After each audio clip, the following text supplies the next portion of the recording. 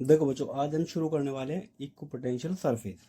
ऐसी सरफेस जहाँ पे पोटेंशियल सेम होता है, उस सरफेस को कहते हैं इक्वल पोटेंशियल सरफेस।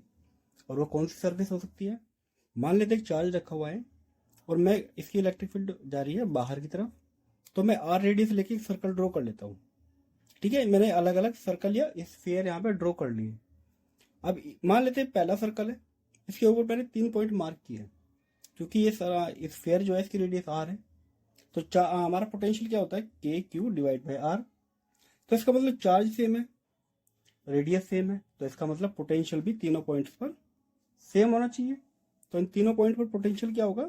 सेम। इसका मतलब ये तीनों पॉइंट्स इक्वल पोटेंशियल सरफेस पे है। इक्वल पोटेंशियल सरफेस को क्या देते हैं? अब मान लेते हैं कि मैं वर्क डन करना, एक चार्ज लेते हैं, वो ए से बी तक लेके आता हूँ। ठीक है, या ए से सी तक लेके आ सकते हैं, पर पहले मैं देखता हूँ ए से बी तक मैं चार्ज लेके आता हूँ। क्यू, यहाँ पे क्यू चार्ज है, मैं ए से बी तक लेके आता हूँ। तो वर्क डन क्या होता है? ए टू बी जो चार्ज हम लेके आ रहे हैं वो, और potential difference V B minus V A से बी आ रहे हैं तो V B minus V A, क्योंकि दोनों सेम है वैल्यू, तो इसका मतलब वर्क डन हो जाएगा हमारा 0। तो ए से बी तक आने में हमको कोई एनर्जी खर्च नहीं करनी पड़ेगी, क्योंकि दोनों इक्वल पोटेंशियल सरफेस पे। उसी तरह अगर ए से सी तक आओगे तब भी कोई एनर्जी खर्च नहीं करनी होगी। तो इस स्फीयर के ऊपर आप चार्ज को कहीं भी मूव कराओ, कोई एनर्जी खर्च नहीं होगी, क्योंकि सारे पॉइंट्स इक्वल पोटेंशियल सरफेस के ऊपर है। ठीक है बच्चों, अब केस आता है ये वाला। इलेक्ट्रिक फील्ड जाती है राइट की तरफ। ठीक है, मान लेते हैं मैं चार्ज को लेके आता हूँ इधर, डीएल जो मेरी डिस्टेंस है वो डाउनवर्ड है, और मैं कितना एंगल बना रहा हूँ? 90 डिग्री का। ठीक है, तो मैं इलेक्ट्रिक फील्ड के 90 डिग्री पे मूव करा रहा हूँ। तो मान लेते हैं वर्क का फॉर्मूला होता है E D L cos theta.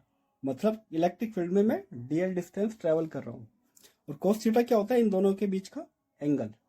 मान लेते हैं इन दोनों के बीच का एंगल, क्योंकि अभी कितना बना हुआ है? 90 डिग्री। तो कोस 90 कितना होता है? 0।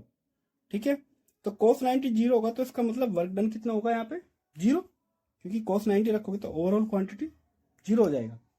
मतलब इलेक्ट्रिक फील्ड के परपेंडिकुलर डायरेक्शन में जितने भी पॉइंट्स हैं सभी इक्वल पोटेंशियल सरफेस पे होंगे, और उसको एक सरफेस भी मान सकते हैं। तो इस सरफेस के ऊपर जितने भी पॉइंट्स हैं वो सारे इक्वल पोटेंशियल सरफेस है, और वो 90 डिग्री का एंगल बनाते हैं इलेक्ट्रिक फील्ड के साथ। ठीक है बच्चों, इलेक्ट्रिक फील्ड जा रही है राइट की तरफ, हम आ रहे हैं नीचे की तरफ या ऊपर की तरफ 90 डिग्री एंगल पे। तो ओवरऑल वर्क डन कितना हो जाएगा? 0।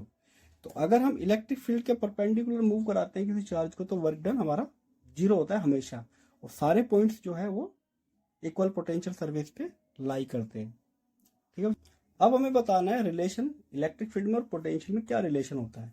मान लेते एक चार्ज रखा है, इलेक्ट्रिक फील्ड जाती है राइट की तरफ, दो सरफेस है हमारे पास ए और बी। इस पे पोटेंशियल हो गया वी, और इस पे वी से थोड़ा कम, क्योंकि हम थोड़ा आगे जा रहे हैं चार्ज से। ये चार्ज के पास है तो पोटेंशियल की वैल्यू ज्यादा, ये थोड़ा कम है तो थोड़ी कम वैल्यू हो जाएगी, इसलिए डीवी हमने यहाँ पे माइनस किया हुआ है। इन दोनों के बीच की डिस्टेंस है डी आर। हमें ये कैलकुलेट करना है, जैसे ही हम इलेक्ट्रिक फील्ड में आगे की तरफ जाते हैं तो हर यूनिट डिस्टेंस पे कितना पोटेंशियल हमारा चेंज होता है। अगर मान लेते हम 1 सेंटीमीटर जाए आगे तो कितना पोटेंशियल सेम होगा। ठीक है, तो हर एक यूनिट के आगे जाने पे हमारा पोटेंशियल कितना ड्रॉप हो रहा है वो हमको कैलकुलेट करना होता है। मान लेते हैं मैं एक यूनिट चार्ज को बी से ए तक लेके आ रहा हूँ इलेक्ट्रिक फील्ड के नेगेटिव डायरेक्शन में। ठीक है, तो कितना वर्क करना होता है? Minus E D R. ठीक है, चार्ज कितना है मेरा? Positive +1 coulomb. ये हो गया मेरा वर्क डन। उसी तरह वर्क डन अगर मैं बी टू ए जा रहा हूं तो उसके लिए क्या करते हैं हम? Potential V A minus V B. ठीक है, क्योंकि चार्ज मेरा 1 कूलम है, तो अगर मैं यहाँ पे क्यू 1 कूलम लिखूंगा तो 1 तो 1 होता है, 1 को लिखने की जरूरत नहीं है। वर्क डन होता है चार्ज मल्टीप्लाई पोटेंशियल डिफरेंस, क्योंकि चार्ज 1 है तो कोई जरूरत नहीं है लिखने। वी ए की वैल्यू वी हो गई, वी बी की वैल्यू हो गई ये। सोल्व करेंगे तो बचेगा डीवी।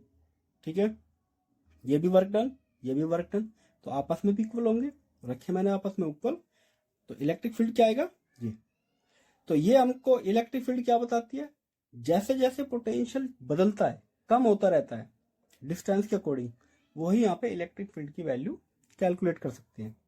तो ये जो क्वांटिटी है, ये जो क्वांटिटी आई है DV divide by D R, इसका नाम होता है पोटेंशियल ग्रेडियंट। पोटेंशियल कितना जल्दी जल्दी कम हो रहा है डिस्टेंस के रेस्पेक्ट में, ठीक है। तो हम कितना एक यूनिट आगे जाने पे कितना पोटेंशियल कम होता है, इसी को कहते हैं पोटेंशियल ग्रेडियंट, ठीक है बच्चों। तो ये फॉर्मूला याद रखना, इससे काफ़ी न्यूमेरिकल्स आते हैं, ठीक है। हम भी बाद में इसके न्यूमेरिकल्स कुछ करेंगे। तो चलो बच्चों, मिलते हैं अगली वीडियो में।